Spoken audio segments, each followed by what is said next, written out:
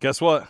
Part 4 of the 5-part series. We had mowing, tedding, raking. Now we're on to baling. So last night we had a little bit of struggle. We were getting everything switched over. We got the round baler hooked up. We went to pull it into the shop up here. And as we did, the valve stem got cut on some rust on the edge of the deal. We have calcium in these for weight, and it causes the stuff to rust a little bit. So that sharp edge cut the valve stem, started leaking out. So we had to cut a tire company. They came in today, got us set up with a new tube, repaired the rim. So round baler's hooked up. We're ready to go. Hey, come on back here. Let's show you just kind of the basics of what's going to be going on. So if you look down here, I don't know if you can see, there's some teeth down there, and those are going to be picking up the hay off the ground. We'll lower this head down to the ground where those teeth are just barely missing, kind of like what we did with the tedder. It's going to pick it up. These belts are going to be going around. They're going to be catching that hay, and they're going to start a core, and then that bale is just going to keep growing bigger and bigger. What's driving it is this PTO shaft coming off the back of the tractor, and then we have a set of hoses to open and close the back door and to put tension on the bale, and then we have another set of hoses that are for the twine arms. So if you look back under here, you'll see this twine going through, and those are arms. And as we engage those levers, those arms are going to go back and forth across the bale. Twine's going to be coming out of the spools in here. They're going to go around this. We'll see these black knobs. Can you guys see that? You'll see these black knobs spinning on both sides. That's how we know that twine's moving out, because you can't really see it. It's so thin. So then once we're done, twine arms come back. There's a knife in there. It's going to cut those. Then we'll open the gate and spit the bale out. So I'll show you the gate back here. So this whole chunk is got hydraulic cylinders, and they're going to lift right up, and then the bale's going to roll out on those. Josh is going to pull ahead, close the gate, and away we go making a new bale. Let's see what else. Oh, one other thing. You see these little roller arms on these two outside belts? What those are, so you can monitor how even your bale is, right?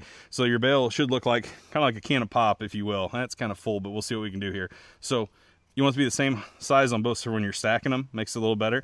So it's got a gauge on the front.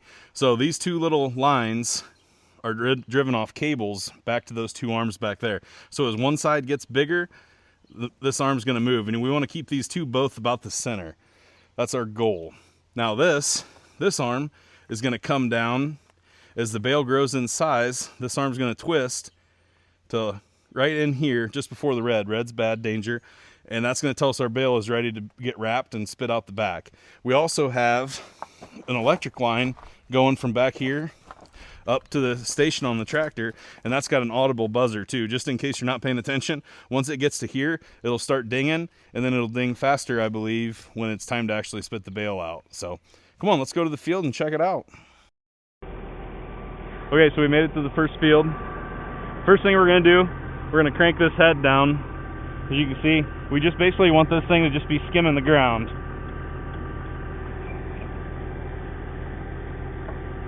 Something like that, maybe. Josh, if you would, turn the PTO on, then come in here and look. See those teeth down there? We'll try that for now and just see how it works. So these are the belts I was showing you. If you come back here, got your belt spinning around. Those are going to grab that hay and make a core. So let's go back up here.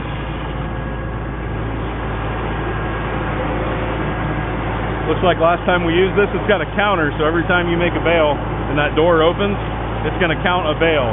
So we're at 75 last time. We'll turn this. Now we're back to 0, so now we'll know how many bales we've made, or at least how many times we've opened the door. Here's those twine arms that we talked about. You can see them from the other side. I think that'll work there. All right, you all tensioned up? We'll come out here and we'll watch Josh make this first bale.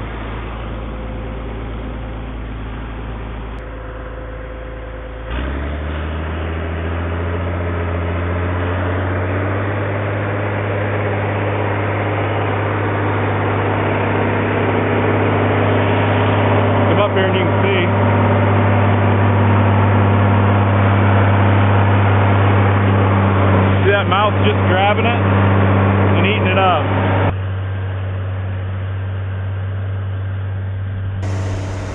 cool view here. So Josh is driving along. He's kind of zigging a little bit here just to get that bale squared up, kind of like we talked about the tensioners back in the first part of the video.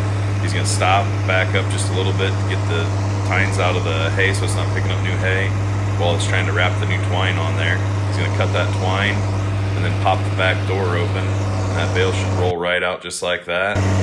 Close the back door, PTO is still turning, the belts will start kicking around, and away he goes for the next one. Hey, if you guys look behind you, you'll see Josh coming.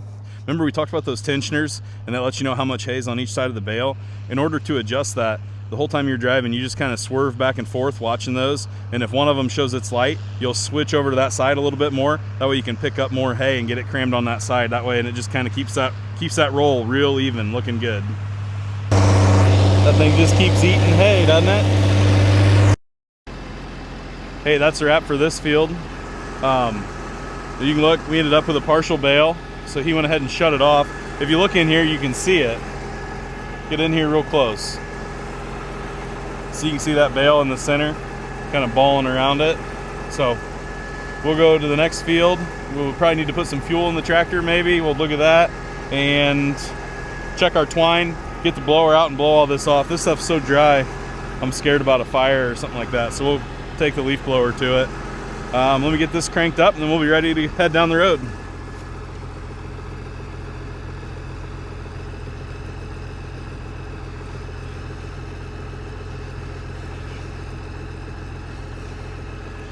Here we go. See you down the road, Josh. All right, let's get this thing blown off here. And Josh, you want to check it for fuel?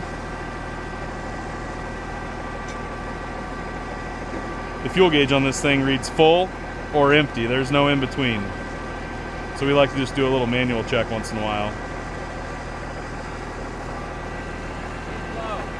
Getting low. All right, Peyton, can you go get the truck with the fuel in it and bring it over here?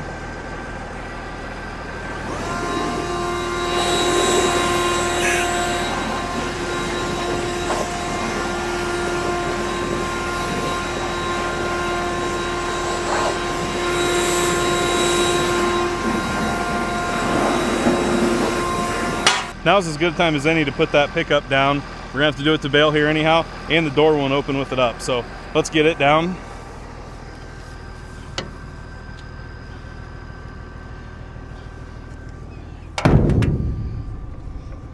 We'll try that and see how it goes.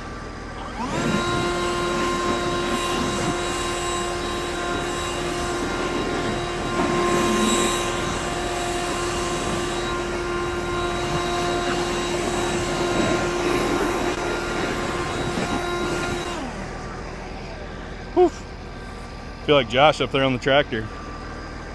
So if you look right here, that PTO comes in, there's a gearbox under there that I just blew out.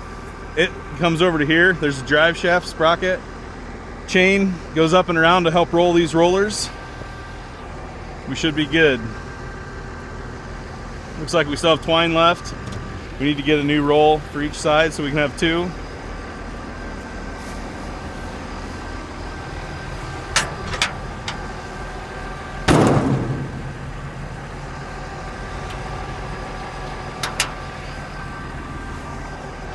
All right, we'll go do this side real quick.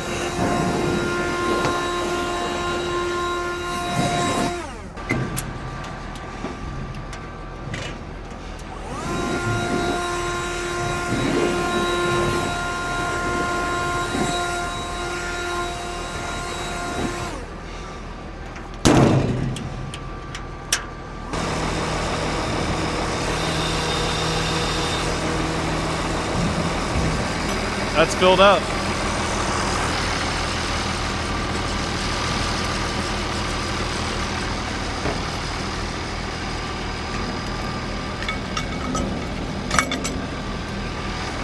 Check this out. Kind of a side note here.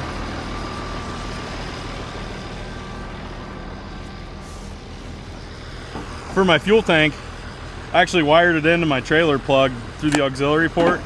That way I've got power no matter what truck I put it in. I don't have to do any wiring. Hey, do you guys want to go for a ride on the tractor? Let's hop up there, come on. Okay, we'll get this thing fired up here. Go ahead and kick PTO on, Josh.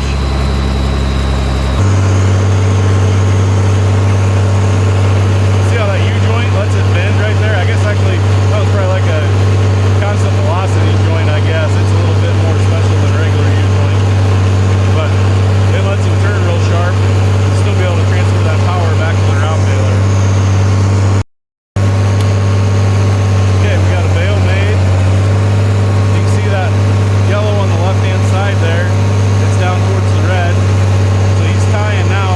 Those white strings will start going. There you go. Those little spinners are spinning like crazy. Strings going on the bale. It's got two arms.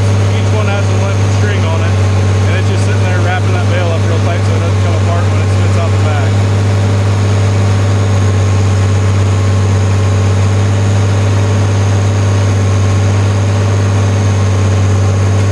Okay, cut the string. Here goes the back coming up. Gates up, bale spit out.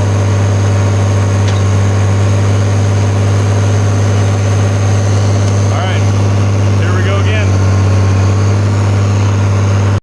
Hear that dust I was talking about? Look at his back. Guy's covered. Man, who is the rake guy? This guy forgot this whole section right there. Must have been supper time or something, I don't know. Well, I know what I'm going to be doing next. I'm going to have to go get the rake and come back over here and rake up this a little bit. So it's kind of faded. If you look right here, you can see where it says PTO. That's the RPMs of the tractor. And you just want to keep that there, and then that way your equipment is running at the right speed. And then you can just shift gears over here to change your ground speed. But your engine needs to be constant at that same RPM all the time. Hey, come on, Finn, get up here. Let's talk to these folks. Hey, thank you guys for watching. That's part 4 of this 5-part series. We got part 1 mowing, part 2 tedding, part 3 raking, part 4 baling. Tomorrow, part 5, we're going to come around. We're going to pick all these bales up.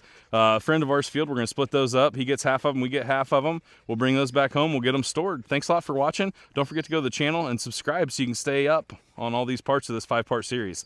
Thanks, everybody. Have a great day.